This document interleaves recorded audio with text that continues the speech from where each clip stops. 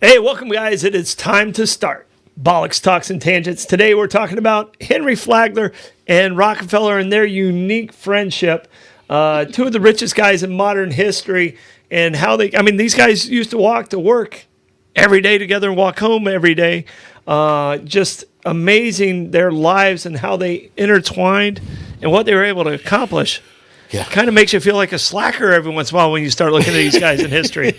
We got to really start working on some stuff, Lynn. Well, I'm in, Yeah. I'm ready to go.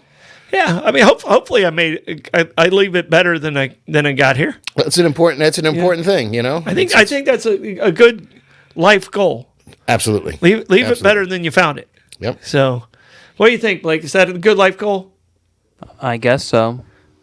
Wow. So much commentary that we never heard. Oh, come on. Hey, look, I'm a little bit busy right now. What are you doing in there? Why are you dizzy? Are you drinking? I'm All right. a little bit. Blake's salty. Right. Okay. Blake's salty because the show right before this one, I kicked his ass in trivia. Trivia? Okay. Yeah. I beat him by one. Okay. No, that's A victory's a victory. I was going to say, I don't know if it's an ass kicking, but it's still a win, baby. Victory's a victory. It's a W in the. Yeah. Hey, look, you know what? 1 for 3. It doesn't matter if it's a dribbler. It's still a hit in the box score. You're a millionaire in the major leagues. It's a hit in the box score. Yeah, really. Yeah. So, well, Lenny, we're drinking a Japanese whiskey today. Suntory whiskey. Mm-hmm. Is that Toki? Is that how you say it? I guess so. Toki? I'm not up on my Japanese pronunciation. Here, us tap. Have you tasted it yet? I'm on my way. Here we go.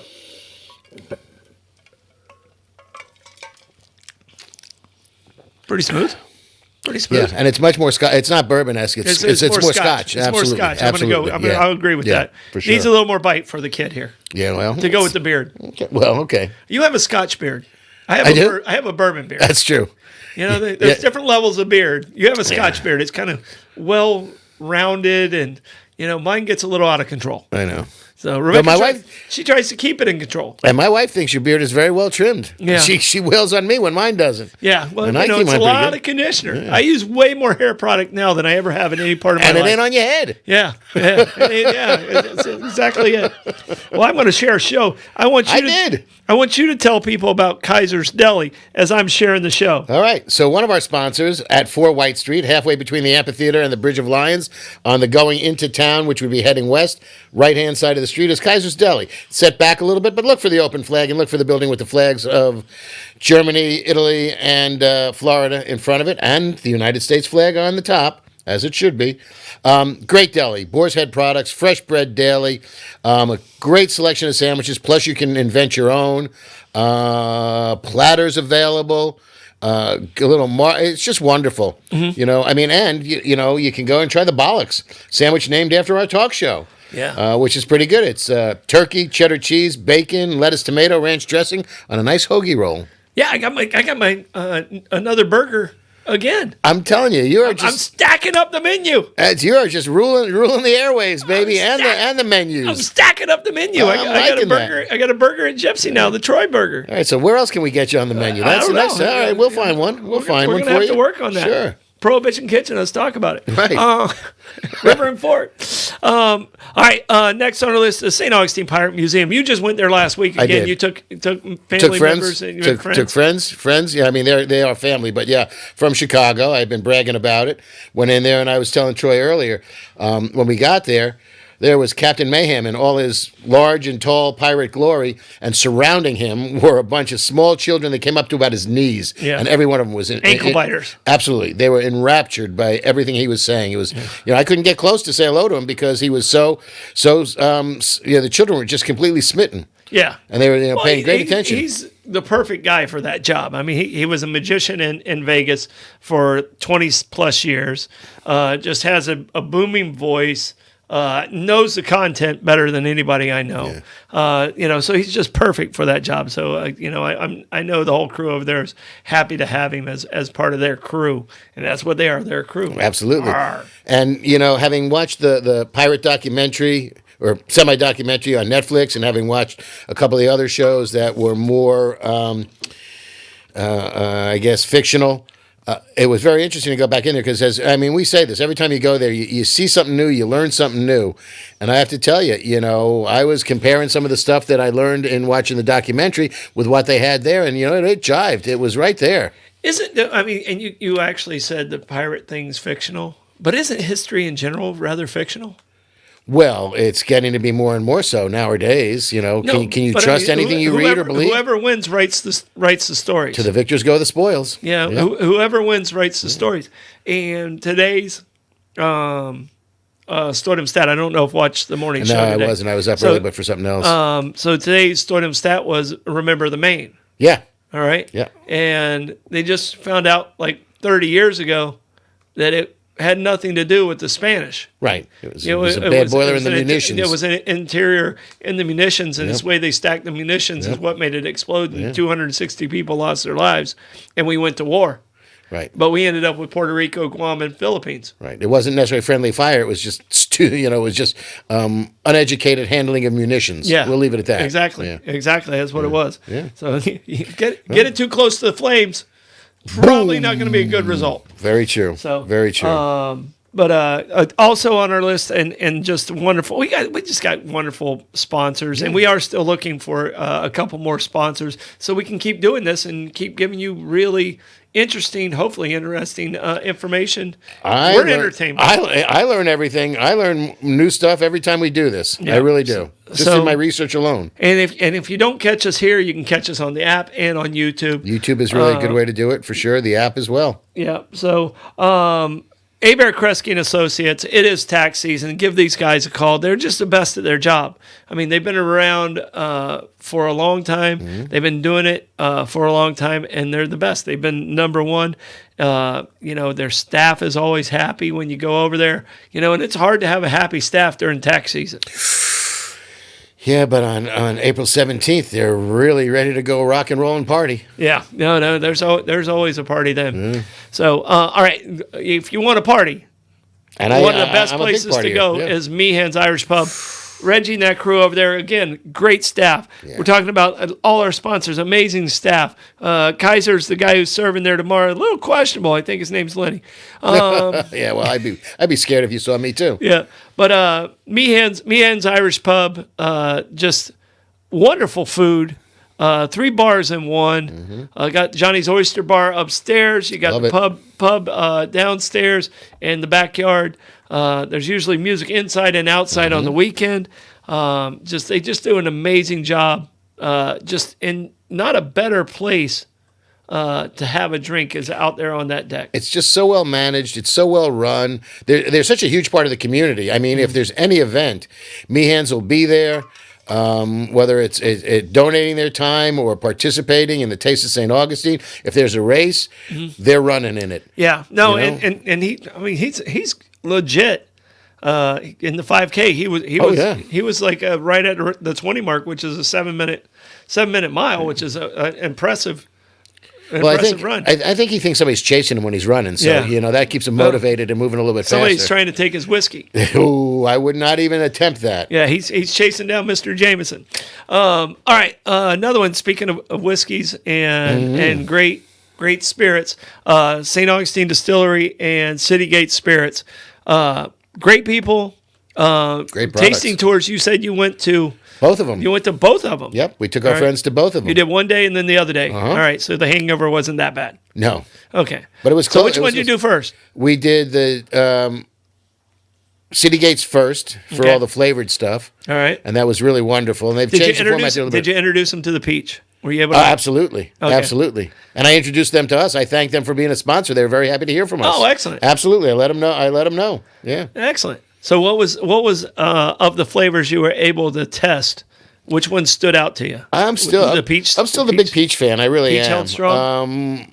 My friends like the coconut rum. Oh, really? Yeah. I like the pineapple rum. They like the coconut rum very much. Yeah. And that was pretty nice. Just not a rum guy. In the right case. I mean, actually, I shouldn't say that. I am a rum man. I wasn't a hater of rum and Coke, like in college, just because training wheels. Yeah, that's what I was entry saying. level. That's kind of. Yeah. But I look at that as a college. Like that was like a college thing because You we get could only fancy. afford the cheapest beer, whatever was on sale. So I mean, if it was Natty Light, Natty Light kind of led. I was never a Pabst Blue Ribbon guy. You're hurting me. Troy, Yeah. you're hurting me. Yeah, but it just where I was at, it just wasn't on sale that often. Right. So Natty Light, and then Michelob Light. Before there was Ultra. Right. Those were on sale quite a bit. And I'll tell you the one, because I'm not a big beer drinker. I used to drink Mickey's Wide Mouth malt liquor. Okay. Yeah. You remember those? No, but I do enjoy a Colt 45 from time to time. Yeah. So put you on Mickey's your Wide ass. Mouth is comes in a little barrel. Okay. And it's got probably the top of it's about that big around. It's about a half a dollar size. Mm-hmm. And let me tell you this: if you hit a telephone pole while holding one, beer's going everywhere. Not going to tell you how I know that. You saw somebody, right? It was, the telephone pole jumped out in front of me. I was growing up in DeLand. Everybody's nickname was whatever their infliction was. So I had a friend named One Eye Willie. Guess what? Willie only had one eye. Okay. It took him a while to come up with that one, I guess. Yeah, I mean, but that's that's kind of how everybody got their nicknames. And it sounds horrible, but the guy down the street who lived on my block was Crippled Scott. Oh, Jesus. All right, but nobody could pick on Crippled Scott except for us, Right. Because he was our friend. Right. It's like a brother. Like you can fight with your brother, right. But no one else can fight with Right. your brother. I mean, and exactly Crippled right. Scott's brother's name was Booby. He stayed on the booby too long. He was like, so like I said, weaned at 17. Whatever. And I was Troy Boy because I was so small. Right. I actually lucked out on the nickname. Right. Well, you had all your body parts Yeah. and both your eyes. I won't tell you where my friend Dookie got his name from. Felt bad for his mother doing the laundry. Yeah. So I mean, but that's where there was no sympathy. So I was waving to One Eye Willie, going around the corner, holding the Mickey's Wide Mouth. Telephone pole jumped out in front of me. Ow. Yeah. So Rusty, who was riding with me, he's about 6'7", weighed about 125 pounds. His head hit the windshield. This before seatbelts. Yeah. Head hit the windshield, hit the dash, broke both, and we called Willie back. Go get some air freshener. We just went through the drive-through barn. Yeah. We had to throw it in the woods. I thought I walked it back like 7,000 yards. When the police showed up, because we had to do a police report for insurance. Right. Police showed up. I was like, no worries. I'll be damned if that flashlight didn't go right on the cooler I had just made that night out of a box. I was like, okay, it looks like just a box. And it was just a box, but I had a liner and everything. And he never said anything about it. But it was like almost immediately right on. He was young once himself. Yes, yeah. So, and he knew me from baseball. Like Okay. the land was much smaller Right. town at that time, and he's like, Troy Boy, you really should be more careful. And that was the entire talk, And the car didn't have much life in it, so my dad wasn't that mad. Okay, right. It was right at the end of its usable functioning. It was a Ford LTD 2. Ooh, that's a heavy car. Yeah, That was back in the steel days. Like if you can pull up a red Ford LTD 2, I think it was 1977 or 78. Okay. So it was just a beast. Yeah, it made of steel for sure. Yeah. Oh, 100%. I feel sorry for the telephone pole now. Yeah. Well, luckily I didn't break it because at that time You I gotta buy 'em. think you still do. Yeah. If you break the pole, you got to pay for the pole. Yeah. So I luckily it just kind of knocked a little bit off of it. So red Ford LTD. LTD 2, like Roman numeral 2. Landau roof. I don't know what that means. Is that That's the white nubby one. Yeah. Oh yeah. So we'll see what image he comes up with if he can match it up exactly. And that's the one I passed my driver's test in. Okay. Well, obviously I shouldn't have my driver's license. Well, So we have some word origins. but we got to say nice things about the St. Augustine Distillery. Oh yeah, the distillery.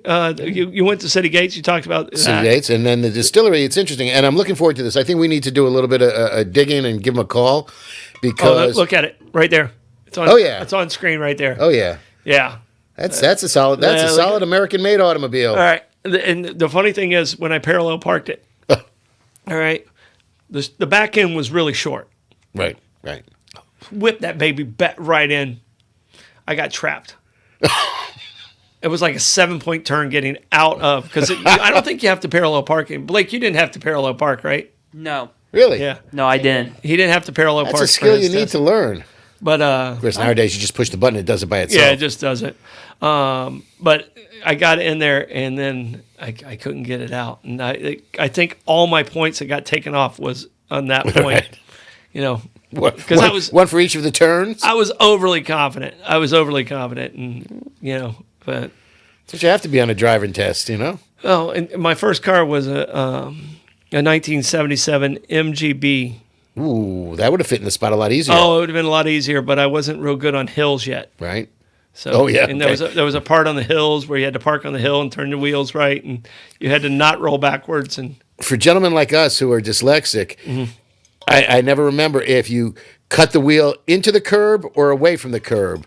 So if it's going to go, the tires are going to catch the curb, or it's going to swing. I get very confused by I that. think downhill it's into the curb, and uphill it's away from the curb, so it catches. But I don't. If anyone out there knows, put it in the comments. Yeah, because I'm very and trying to do in reverse. I just can't do it. I mean, I can do it and I physically do it. It's not a problem, but to conceptualize it, I get very confused on which way I'm supposed to go. All right. I've been rambling a lot because I wasn't okay. here last week, so I apologize to everybody out there. I feel like I need to get more words in. And I'm not really a talkative person at all. Well, come out of your shell a little bit. Would you try? We're trying to bring you out. I'm pretty, Okay. Yeah. introverted, and it's painful. So we got some word origins. I do.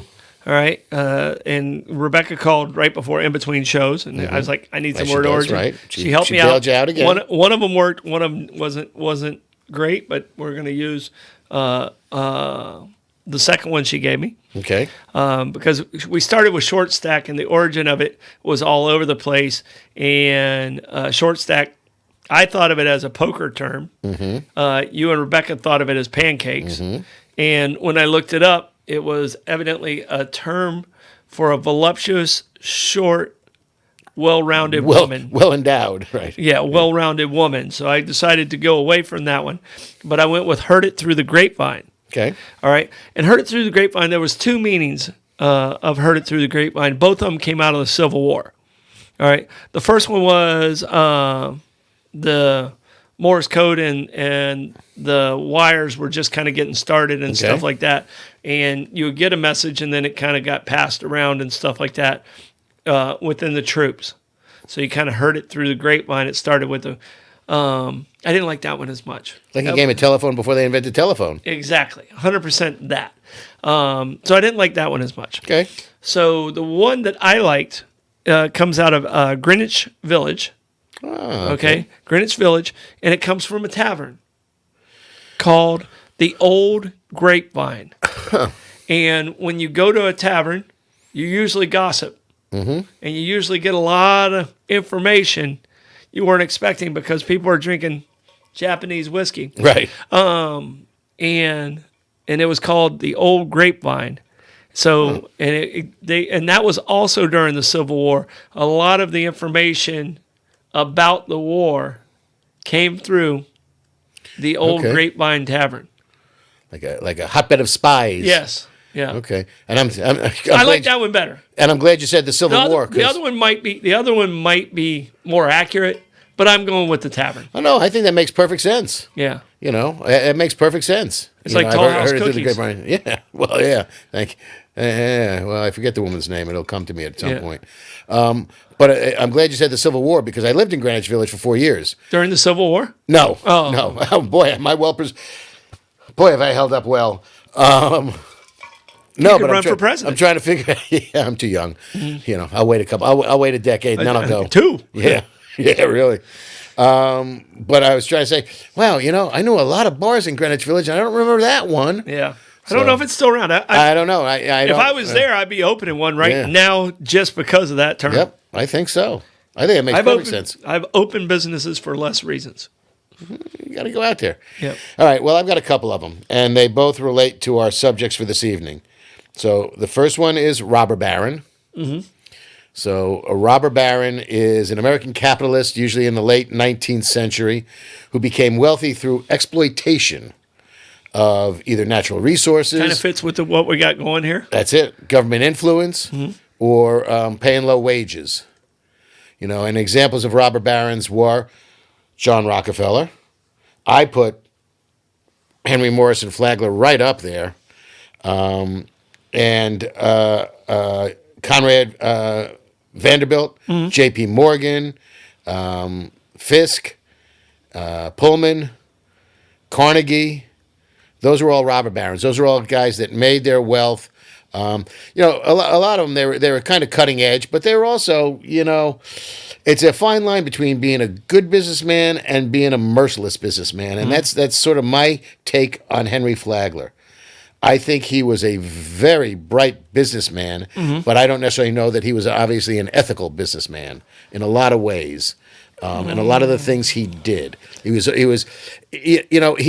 dichotomy in the fact that he was always profiting himself, but there were a lot of byproducts that were better for the community. And he was very confusing because I think he did a lot of shitty stuff, but then he also provided great health care for his employees. Yeah, and great things of that health care. nature. He rebuilt at least 5 churches that I know of in St. Augustine. Correct. Not including the ones he built in other cities. Okay, but he rebuilt those 5 churches. Why did he rebuild those Benefit churches? himself. Because he moved them from where they were so he could build his properties. But it also benefited them. Oh, yeah, no. That's why I say he's a very confusing individual. Yeah. And the one that was next to his house, he put a belfry there, but they weren't allowed to have a bell to this day.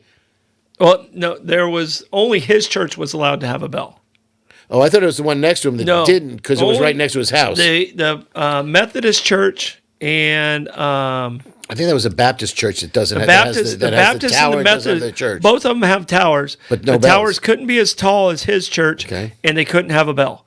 That was one of Henry Flagler's rules. Yeah. The Presbyterian Church actually had a bell, and so did the Ponce. Right. So, and the Catholic Church had a bell.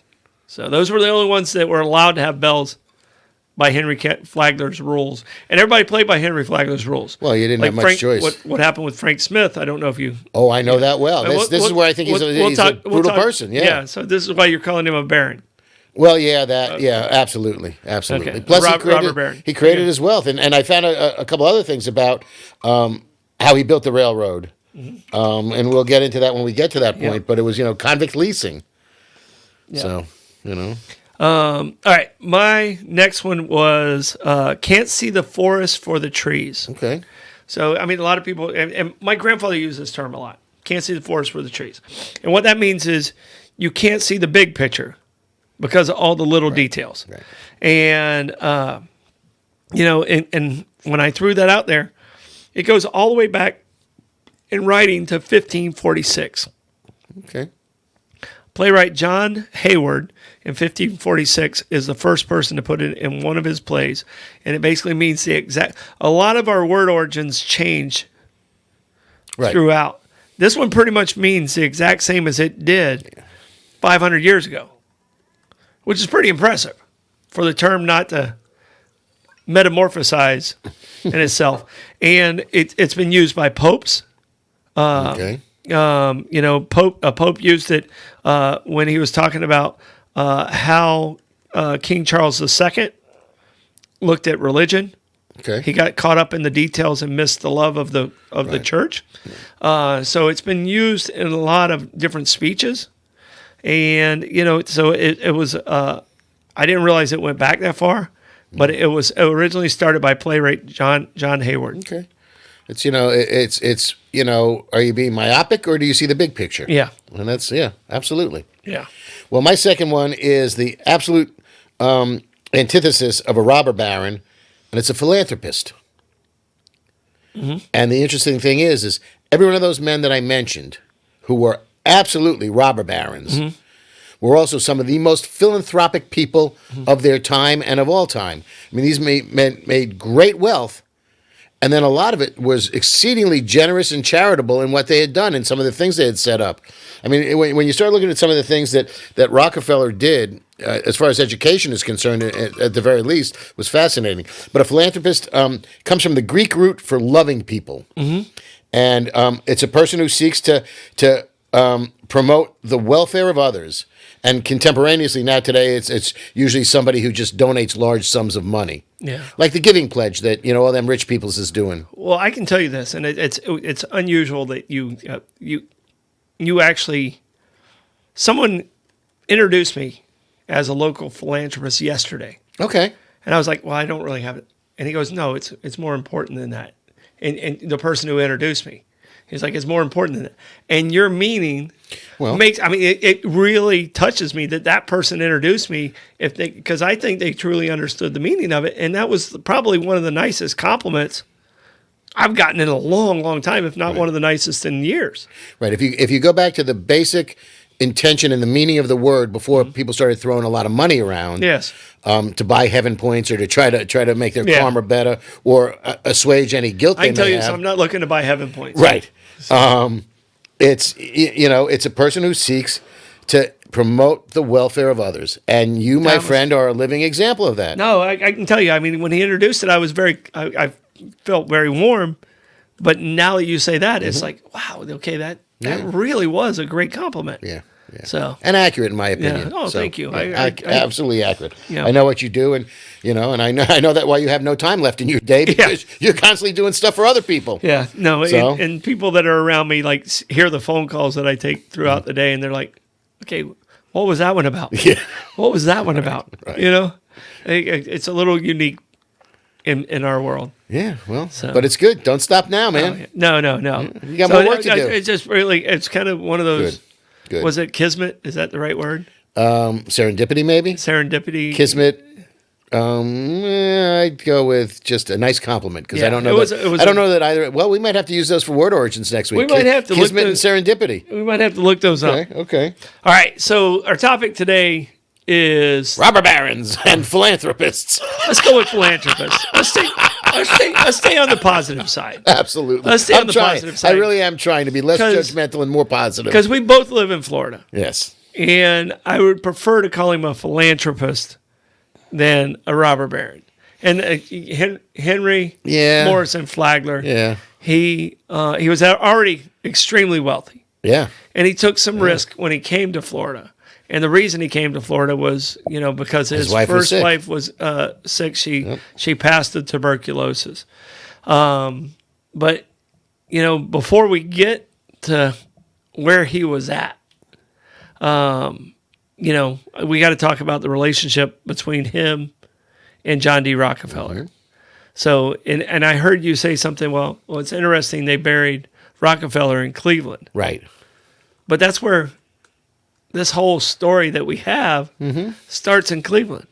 But he spent most of his life living in like Westchester County in a house, that they built that I can't pronounce. He died when he was in Ormond Beach at the Casement, which is it's now a cultural center, and I guess it's got to be on the National Register. It's an apartment complex. Is it still? Is it now? Yeah, there's an apartment complex, okay. and it's got to be on the National Register of Historic Places, I would think. Yeah, Ormond has their cultural center and. What else? There's a museum there and some other stuff that they have there. So it's easy to find too. It's right on the Intercoastal. Yeah, absolutely. It's right on the Intercoastal. It's an impressive place. Yeah. So, but the whole origin of Henry Flagler and John D. Rockefeller, Flagler was 9 years older than Rockefeller. No, Rockefeller was 9 years older than Flagler. No, Flagler was 9 years. Flagler. See, you're making me do math. I'm looking at it, and I'm looking at the numbers. Flagler's 9 years old. Right, exactly. I'll leave the artsy and literature stuff to you. Leave the numbers to me. Absolutely. Deal. Man, I get myself in trouble. Dyslexic guy over here, you got the words. Okay, right. I can't do the numbers, and both of them lived a very long life. But going through the Civil War, Flagler and his stepbrother, Stephen Harkness, had a business. They had a little bit of struggle getting through that. Rockefeller and his brother had a business. Rockefeller's brother went and fought in the Civil War. Rockefeller gave money Bought a soldier. He bought a soldier, gave money because someone had to run the business. Right. There's a quote out there, I wanted to fight, but if I fight, we lose everything as a family. And his brother went to fight. And actually, his business was, he was in the produce commission business. Yes. So he was providing food for the Union Army. Mm-hmm. I mean, he was an abolitionist. He was voted for Abraham Lincoln, believe it or not. Yes. So he was on the side of the northern success. And his business was in supplying food to the army. And when the war ended, he had to adjust. Right. And that's when he started looking at crude oil and the refinement of crude oil. He didn't have a whole lot of money. Right. He made his way to Cleveland, and that's where him and Henry Flagler actually met. So their relationship started in Cleveland. Mm-hmm. They started with Standard Oil. Do you know where the money came from? I don't. All I know is that at one point in time, Cleveland was the refining center of America, believe it or not. All right, so here's the unique thing. And try and... I mean, there were a lot of partners. Try and hold with this lineage. And no, there were actually three major partners. Three main partners. Right. Three main partners. Henry Flagler, his stepbrother was Stephen Harkness. Mm-hmm. Okay? Henry Flagler's dad, Reverend Flagler, married his second wife, was Stephen's mom. Okay? All right? Stephen's mom, brother, Stephen's mom's brother gave $100,000 for Henry, Stephen, and Rockefeller to start Standard Oil. Where did he get that money back in? He was a very wealthy, lot of money. He was a very wealthy man. Mm-hmm. All right, but prior to that, Henry was already married to his step uncle's daughter. Right. Okay, so his stepbrother's cousin is who he married. Okay, that's safe. All right, yeah. Blood relation, right? Completely clean, right. Not like Roosevelt, right? Yeah, well, right.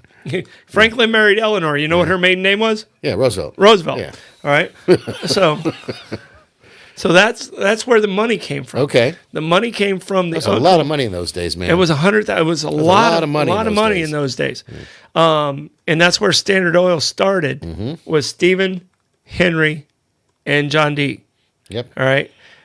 Henry basically ran the books, set up all the contracts, and they started buying up companies. Well, they were a little bit strong-arm about how they did it. Yes. I mean, basically they conspired with refineries and owners and the refinery owners to found Standard Oil, and then they got the railroads in cahoots. So they had the railroads charge. Either they told the small refineries, you better get on board and sell out to us, or you're not going to be able to afford to move your product because the railroads were in league with Standard Oil. Mm-hmm. And either had to sell your company to Standard Oil, or they'd put you out of business by charging so much money that you couldn't do it, which is a technique Henry Flagler used later against Franklin Smith. Who started those negotiations. Right. And his negotiations of how the transportation, which he had learned in previous jobs and stuff like that, allowed him to move the oil so much cheaper than anyone else. Right. So that no one could compete with him. Right. And with that, they bought up 22 companies within the region of Ohio and Pennsylvania. And then they kept buying more. And they kept buying more. Right. And all of that was a strategy that John D. Rockefeller credits to Henry Flagler. Absolutely. Rockefeller was asked, you're so successful. It was, you're just such a brilliant man. And he said, was not me. He absolutely gave all the credit to Henry Flagler for that business. Yeah. Yeah, absolutely. But it was also one of the first instances, and maybe not the first instance, but it's a very good example of vertical integration for a business as opposed to horizontal integration.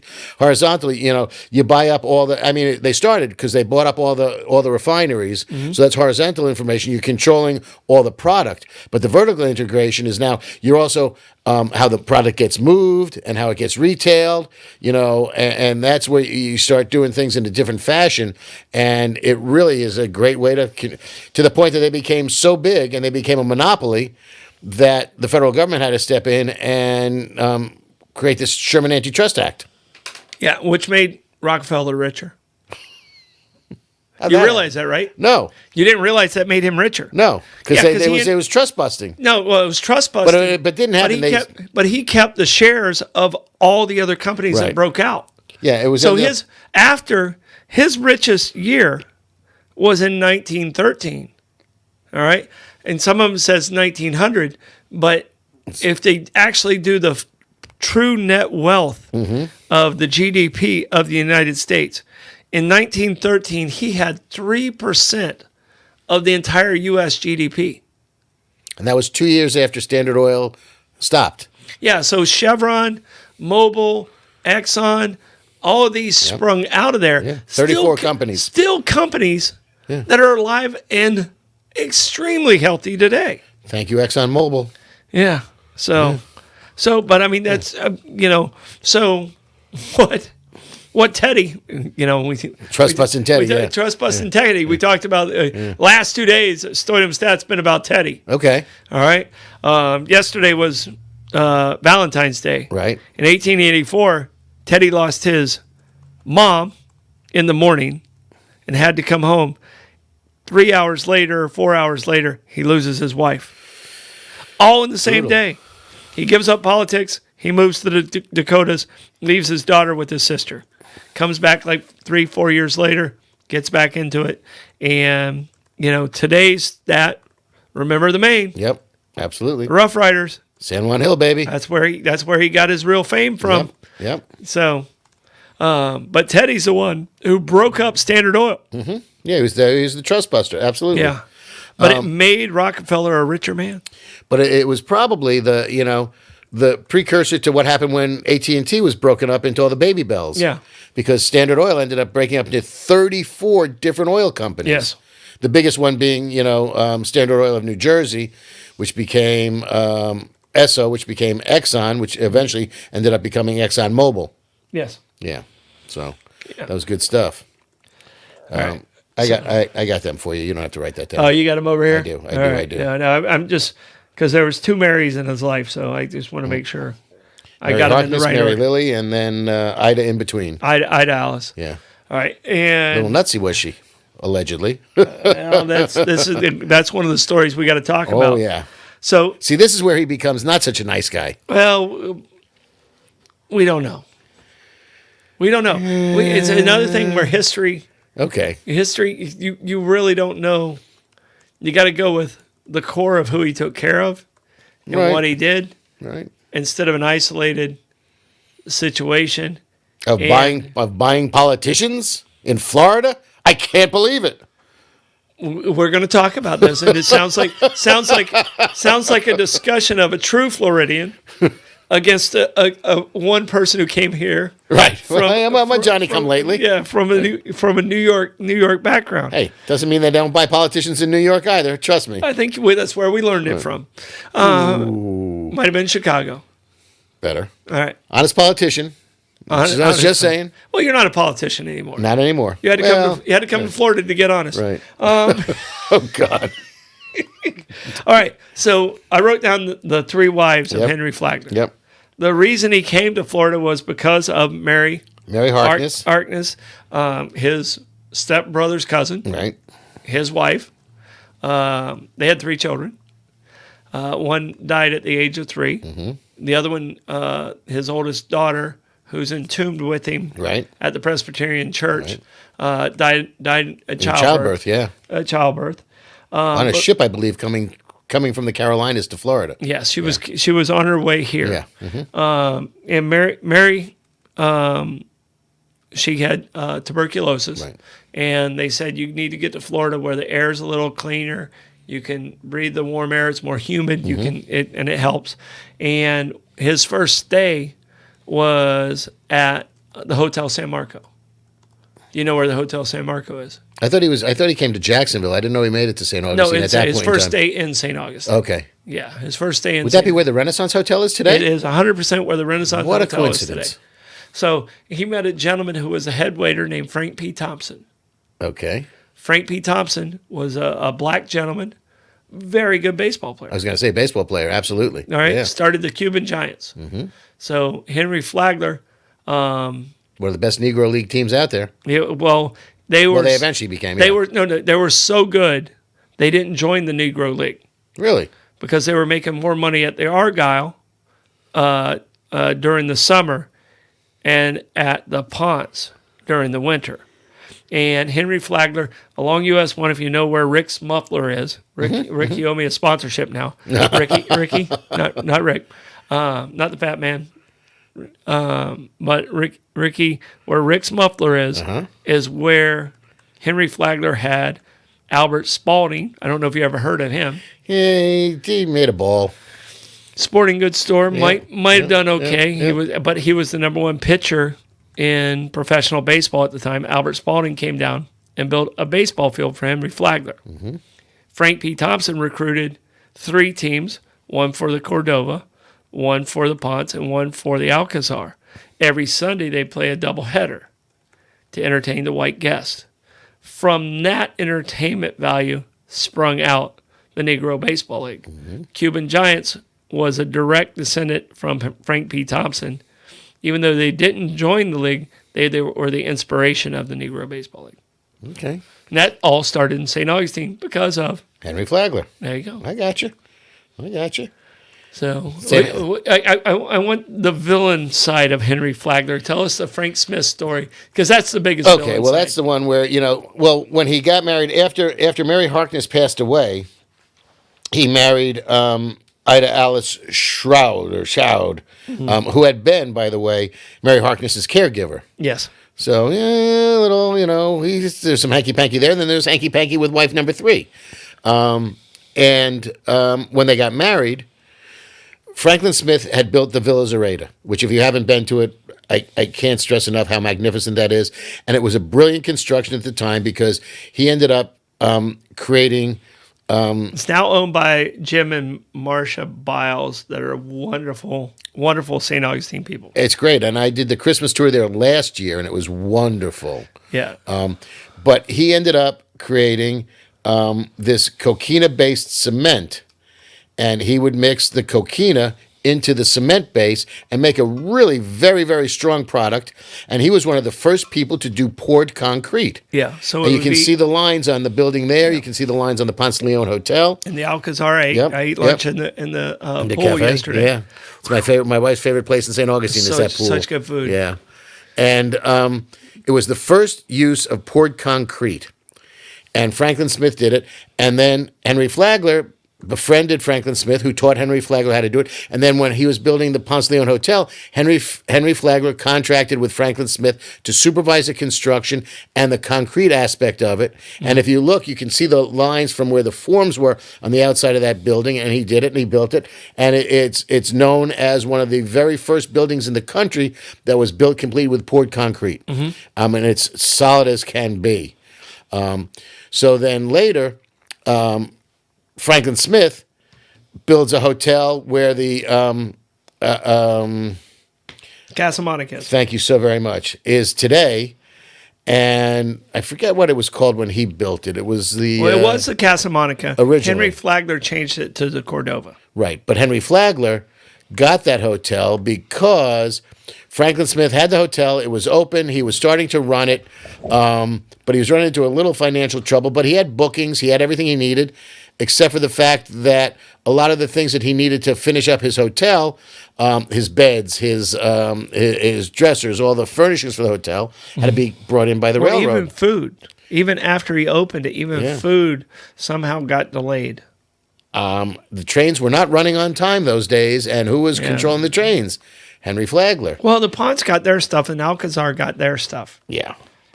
And when Franklin Smith started running out of money, Henry Flagler, nice guy that he is, ended up buying it at like 10 cents on the dollar. He basically forced Franklin Smith into bankruptcy so that he could buy it on the cheap. And he did. Yeah. And put Franklin Smith out of business, which was a really shitty thing to do to the man who basically helped you build your buildings. Who created the method. Correct. Correct.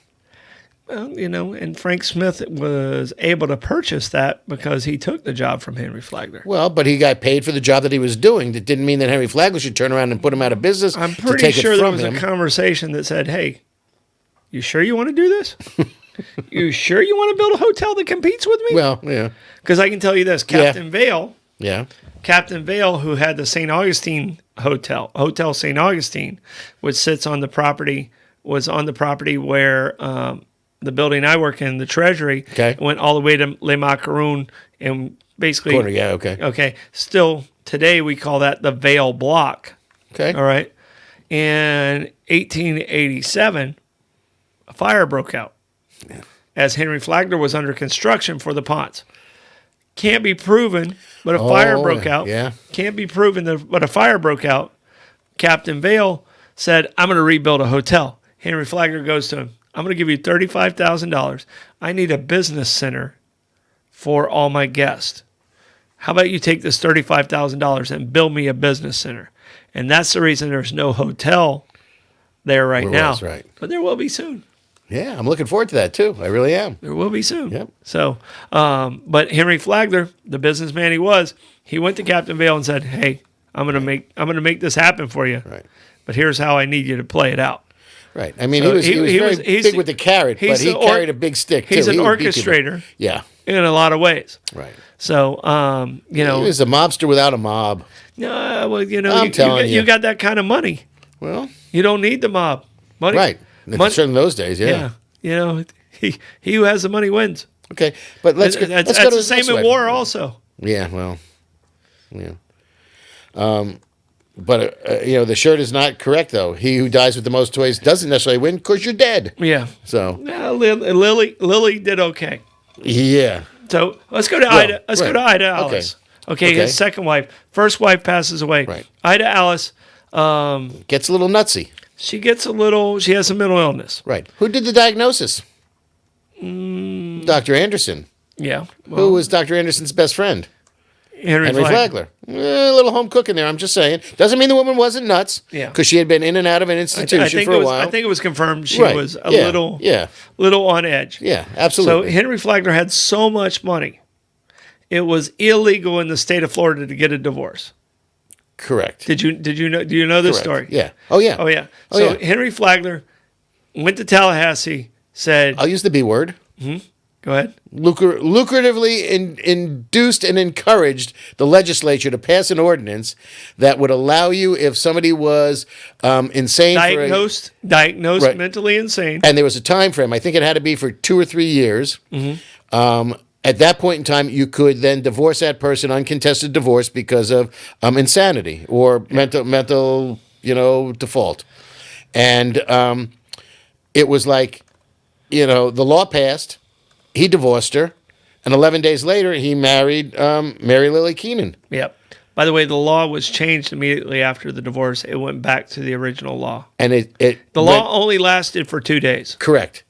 And he was the only person who used that law, absolutely. But it was put back into effect in 1969, and it exists in Florida today. Oh wow. Yeah, 1969, it came back onto the books. But the other thing is Ida lived to be. I think she lived to 1930. You know Okay. who paid for everything Yeah, ever in Ida's life the rest of her life, and still checked on her? Yeah. Was Henry Flagler. yeah. I mean, the man's a conundrum. He really is. Yeah. He's just it's hard to figure. And then he married the woman who he was canoodling with while this was all going on, Mary Lily Keenan. And here's the unique part, because we're talking about John D. Rockefeller, and we're talking about Henry Flagler. Henry Flagler, basically had John D. Rockefeller at the Ormond And John D. Rockefeller was his partner in Orman at the Casements for a little bit. And John D. Rockefeller fell in love with Orman and had his winter home in Orman, and that's where he passed away. Well after Henry Flagler died, 17 years after Henry Flagler died. Yeah, but Henry Flagler and John D. Rockefeller were best friends until he married Lily. I didn't know that. They would walk to work together at Standard Oil. They lived a couple blocks away in Cleveland, about a 1.5 mile walk. They'd walk to work together and walk home together every single day in Cleveland when they were together. Best friends. When he married Lily, Henry Flagler became a socialite and started drinking. Ooh. John D. Rockefeller was never a man of alcohol. Right. Henry Flagler did not drink until the age of 64. Ooh. All right? Lived to be 83. So that's when their relationship fell apart because John D. Rockefeller was not a guy to be braggadocious. Right. And he felt like that was an insult to the gift that was given to you, which was the money. Yeah. So John D. Rockefeller pulled away. Henry Flagler was still on the board of Flagler Oil, even though he had retired and was doing the railroad and the thing. But their relationship fell apart because of Henry Flagler's social interaction that he had when he came to Florida. Okay. The last big accomplishment, and we got to talk about our sponsors. At some point. There's just so much to talk about. These two guys, we could do 3 shows on them. Last big accomplishment before his death in 1913. You know which one that was? Well, we're talking about the railroad or Whitehall. Yeah, the railroad. Yeah, absolutely. Well, Whitehall opened. Well, it was basically he's the reason there's a Miami. Yeah, Whitehall opened in 1901. Right. The railroad was completed in 1912. Yeah. The Whitehall was his gift, his wedding present to Mary Keenan. Yes. Yeah. So still today, the Keenan family owns the Breakers. If you go by Flagler College, where most of the classrooms are in Keenan Hall. Right. So and there's a Keenan Business School in North Carolina too. And Lewis Hall, Blake, that's where you stayed your freshman year, correct? Correct. All right. Lewis Hall is named after Lily's niece, Louise Lewis, and the Lewis family from that, and they gave the big money for that. Flagler, yeah. Francis Field, not St. Francis Field, exactly, is also associated with the Keenan family, and that's Freddie Francis. Okay. So he was, I believe Freddie Francis was at one point married to Louise Lewis. Okay. So the connection of all that. Still to this day, the Breakers in Miami, in Palm Beach, right? Okay, in Palm Beach, the Breakers is still owned to this day by the Keenan family. Interesting. Well, it's interesting. No flag, independently owned. Amazing property. For them, yeah, amazing absolutely. property. But after Henry Flagler passed away, Mary Lily Keenan was, if not the wealthiest, one of the wealthiest women in America. She remarried a younger man, and there's great speculation that he slowly poisoned her and murdered her for the money. Yeah, because she was much younger, and she died like 7 years after him, like in 1920 or something like that. I'm not sure when she passed away because I didn't get that. But there was great conjecture that she was in her 60s, I think, when she died. And the way she died is there's conjecture that her new and younger husband was poisoning her. Oh wow! And it was murder. Yeah, because he inherited it all. There was so much money. Yeah, there was a lot of money then. But she didn't leave it to him. No. Oh, by the way, she didn't leave it to him. She left it to the family. She left it to Louise, her niece. She left Whitehall to her niece. Her real niece. Yeah, her blood niece. The reason I'm saying that is because when Henry Flagler passed away, there was a beneficiary in his lease in his will of a niece who people thought was his daughter out of wedlock. His real daughter. Yeah, out of wedlock, and she I was read that also. well taken care of. Yes. So that's what I'm saying. Like the guy might have been a jerk, but he took care of the Yeah. people around him. Oh, and his hotel staff. I mean, he was big on medical care for I mean, people who work today can't get medical insurance. Henry Flagler took care of his staff that way. I mean, he also because they needed to work for him, but even still, and created farms to grow the food for the hotels and stuff. Yeah, he was interesting man. I'll tell you. Yeah. And he also, you want to do sponsors, or we want to talk about how I'm he going to have you invented do Miami? sponsors because here's what I want to do right now. I want to look up the richest man in the world right now. Is it Bezos or is it Well, it's not Carlos Slim anymore. or is it the Tesla guy? Elon Musk. Elon Musk. Musk. Elon Musk. Who's the richest man right now, Blake? Who's the richest person in the world? Bernard Arnault. Oh, that's Louis Vuitton. Yep, the LVMH. It's brand. Louis Vuitton. Is he in the U.S.? No, he's No. French. Okay, I want the richest man in the U.S. because I want to see how much wealth they have in percentage to the GDP. Okay. Elon. Elon. 198.5 billion. Well, it's interesting because I was looking up something, and at one point in time, Rockefeller's wealth translated into 1922. In 1922, his wealth brought forward into contemporary dollars was like $410 billion. So it was just. But I didn't know that Rockefeller founded the University of Chicago. Rockefeller Institute, the Rockefeller University in New York City, which has 23 Nobel laureates out of that one university. And what I found even more interesting and fascinating is Rockefeller married a woman by the name of Laura Spelman, and she financed Spelman College, Okay. which is an HBSC or CS, historical black college and university. HBCU. Thank you very much. Spelman College, which is a woman's college, a traditionally black school, and it was Laura Spelman Rockefeller who was the one who founded it. Yeah. So what I was trying to find, and I couldn't find it, but I knew this number. I'm speculating exactly of where we're at. But Rockefeller's wealth morphs Elon Musk's wealth by almost it's 30 to 1. Yeah. For the time $410 frame. billion. Yeah.